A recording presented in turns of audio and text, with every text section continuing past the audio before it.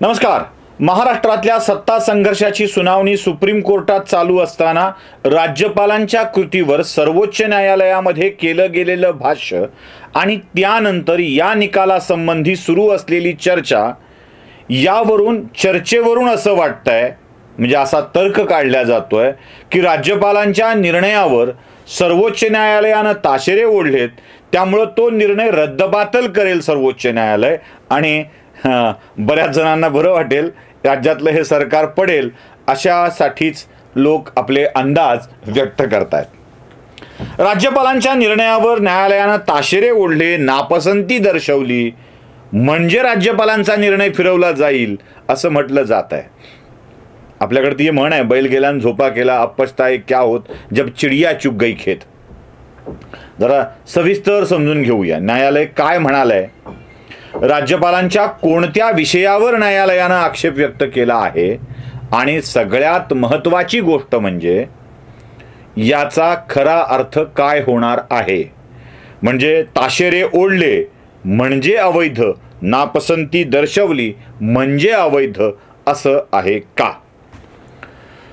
जेव्हा राज्यपालांच्या वतीनं बाजू मांडल्या जात होती तेव्हा सर्वोच्च न्यायालयानं राज्यपालांच्या वकिलाला हा प्रश्न विचारला की कोणत्या मुद्द्याच्या आधारावर राज्यपालांनी विशेष अधिवेशन बोलावून सरकारला बहुमत साबित करण्याची सूचना केली.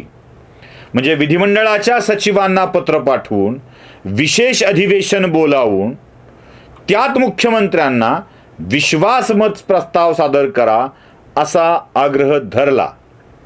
मुद्दे कोणते होते. राज्यपालांच्या वतीनं काही महत्त्वाचे मुद्दे समोर मांडण्यात आले. 1. 47 आमदारांनी, राज्याच्या विधिमंडळाच्या 47 आमदारांनी आपल्या जीवाला धोका आहे अशा आशयाचं पत्र राज्यपालांना पाठवलेलं होतं. महाराष्ट्राच्या विधिमंडळाचे सदस्य जीवाला धोका आहे आणि संरक्षणाची आवश्यकता आहे असं पत्र राज्यपालांना पाठवतात तेव्हा राज्यातील कायदा सुरक्षा व्यवस्था धोक्यात आहे याची जाणीव राज्यपालांना होते आणि 47 आमदारांची मागणी हा सरकारच्यासाठी एक महत्त्वाचा विषय असतो. 34 आमदारांची पत्र राज्यपालांच्याकडे गेलेली आहेत जे आपली वेगळी भूमिका राज्यपालांच्या समोर मांडत आहेत. हा दुसरा मुद्दा. यापैकी विरोधी पक्षनेत्यांनी राज्यपालांना एक पत्र पाठवून राज्यातल्या घडामोडीविषयी अवगत केले आहे. हा आणखी एक मुद्दा. 47 आमदारांच्या जीवाला धमक्या याबाबत राज्यपाल वर्तमानपत्रातून, वाहिन्यांवरून सातत्यानं काही बातम्या पाहतायत. म्हणजे राज्यातील एक मंत्री, तत्कालीन मंत्री जाहीरपणे म्हणतायत की विमानतळ ते मंत्रालय किंवा विमानतळ ते विधान भवन या प्रवासामध्ये वरळी लागते आणि बघूया वरळी ओलांडून कसे जातात ते. राज्यातला एक मंत्री धमकी देतोय. सत्ताधारी पक्षाचा एक प्रवक्ता या 40 आमदारांच्या बॉड्या येतील आणि त्यांना शवागारात पाठवून देऊ पोस्टमार्टमसाठी असं जाहीरपणे विधान करतोय. मग राज्यात कायदा सुव्यवस्था अबाधित राहिली नाही किंवा सत्ताधारी पक्षच हिंसेसाठी उद्युक्त करतोय याची जाणीव राज्यपालांना होणं आवश्यक आहे. जेव्हा राज्यपालांच्या वतीनं ही कारणं न्यायालयाच्या समोर सांगण्यात आली तेव्हा न्यायालयाने या कारणाच्या बाबत नापसंती व्यक्त केली. म्हणजे न्यायालयाला असं वाटलं की ही कारणं पुरेशी नाहीत. नापसंती आणि अवैध यामध्ये प्रचंड मोठं अंतर आहे. म्हणजे मला हे आवडलेलं नाही पण ते इल्लीगल आहे का हे महत्त्वाचं आहे. जर ते लीगल असेल आणि मला आवडत नसेल तर माझी पसंती नापसंती महत्त्वाची ठरत नसते, त्याची वैधता महत्त्वाची ठरत असते. म्हणून राज्यपालांना जे मुद्दे आवडलेत ते सर्वोच्च न्यायालयाला आवडतील असं नाही, कारण तत्कालीन स्थितीमध्ये निर्णय घेण्याची जबाबदारी, कर्तव्य आणि अधिकार राज्यपालांच्याकडे आहे. म्हणजे आधी अजून एक सांगून ठेवतो, यात एक मोठा ट्विस्ट आहे.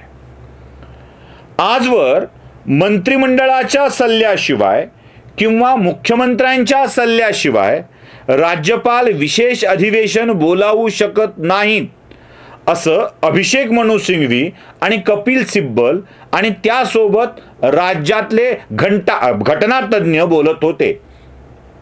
उल्हासाने सांगत होते, राज्यपालांना हा अधिकार नाही, राज्यपालांना हा अधिकार नाही. आता हे सगळे उल्हासाने सांगणारे घटनातज्ञ, घटना विशेषज्ञ, सामाजिक कार्यकर्ते आपल्या असीम ज्ञानाला घेऊन आपणच जगाचे विश्वंभर असल्याचा आणतात. त्या सगळ्यांच्या तोंडावर सर्वोच्च न्यायालयाने एक सनसणीत चपराक मारली आहे आणि ती चपराक म्हणजे राज्यपाल असे विशेष अधिवेशन बोलावू शकतात असं स्पष्टपणे सांगितलंय. नापसंती कुठे आहे?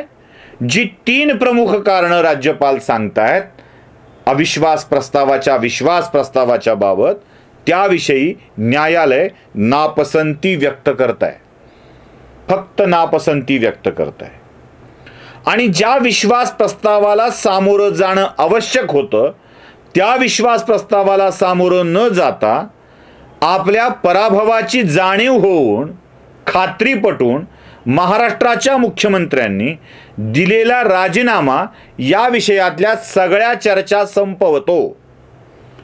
न घडलेल्या विषयाची चर्चा आणि त्याची वैधता तपासून बघणं खरंच आवश्यक आहे का?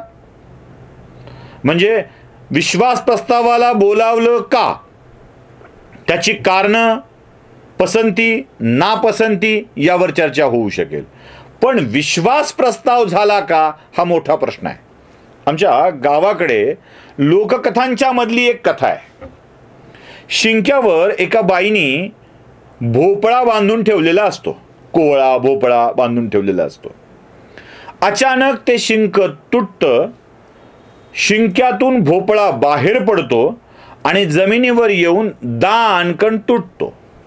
त्याचे तुकडे होतात, बिया विखुरतात आणि घरातली एक बाई जी नणंद असते ती मात्र धाय मोकलून रडायला लागते. इतकी रडायला लागते आणि आपल्या भावजईवरती नाना तऱ्हेचे आरोप करायला लागते. मग ही इतकी निष्काळजी आहे, ही इतकी मूर्ख आहे, ही इतकी नालायक आहे. आता घरातली नणंद जर नाव ठेवत असेल तर तिची आई म्हणजे या बाईची सासू ती देखील आपल्या पोरीच्या मतामध्ये सहभागी होते आणि तीही सुनेला शिव्या द्यायला सुरुवात करते.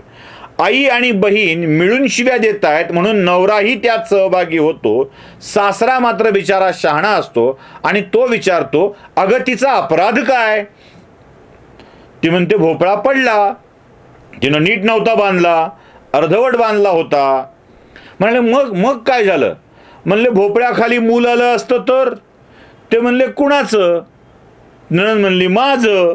माझ्या पोराची काळजी घ्यायची नसते, राग येतो. ते म्हणाले तुझं लग्न कुठं झालंय? ती म्हणाली लग्न झालं असतं, मला मूल झालं असतं, मी माहेरी आली असते आणि माझं मूल खेळत खेळत त्या भोपळ्याखाली गेलं असतं तर असा भोपळा पडून माझं मूल दगावलं असतं ना.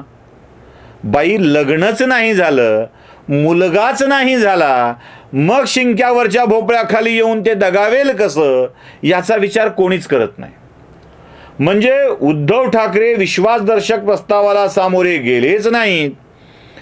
व्हीप जारी करून विश्वासदर्शक प्रस्तावाच्या विरोधात किंवा बिनाविरोधात मतदान झालं की नाही याचा विषयच समोर येत नाही आणि उगाचच आमचं सरकार गेलं, आमचं सरकार गेलं अशी ओरड करायची आणि त्यावर न्यायालयाकडून वेगळ्या अपेक्षा ठेवायच्या. नापसंती आणि वैधता यामध्ये एक मोठं अंतर असतं हे आमच्या लक्षातच येत नाही आहे. सर्वोच्च न्यायालयाने 3 मुद्द्यावर नापसंती दर्शवली असली तरी राज्यपालांची पसंती ही न्यायालयाची पसंती असू शकेल असं अजिबात नाही. अधिवेशन बोलाविण्याचा अधिकार जसा राज्यपालांना आहे तसं राज्यपाल या राज्यघटनेचा मूक प्रेक्षक राज्यात नाही आहे. त्यांना कुठल्या ना कुठल्या मुद्द्यावर तरी भूमिका घ्यावी लागणार आहे आणि तीच भूमिका घेऊन राज्यपालांनी कृती केलेल्या आहेत.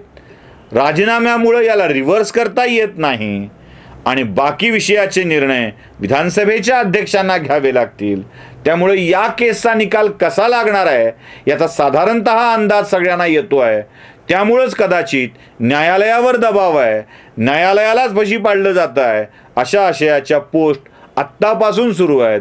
हे सगळं तसंच सुरू आहे जसं निवडणुकांतला पराभव लक्षात आला की EVMवर शंका घ्यायची, तसा न्यायालयाच्या निकालाचा कल लक्षात आला की सरकार दबाव टाकतंय अशी भूमिका घ्यायची. असंच एकूण हे सगळं प्रकरण आहे. तुम्हाला काय वाटतंय कमेंट बॉक्समध्ये नक्की कळवा. धन्यवाद.